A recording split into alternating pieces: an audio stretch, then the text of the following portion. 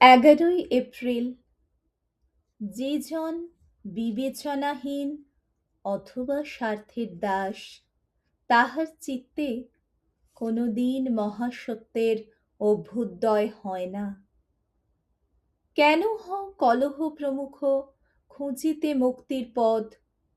হৃদয় যখন রহিল তোমার স্বার্থাতুর, দম্ভ পরাভূত। মুক্ত করো, করো তবে কণ্ঠ শৃঙ্খল বিসর্জন। হও তুমি মুক্ত, এবে স্বর্গের সমীরণ সম। যদি আমরা একাগ্র ভক্তিতে অবনত হইয়া অসংলগ্ন বিভক্ত মনকে কুড়াইয়া আনিয়া একত্র করিতে পারি, তবেই আমাদের হৃদয়ের সকল মলিনতা বিদূরিত হইবে এবং আমরা দিব্যদৃষ্টি লাভ করিব।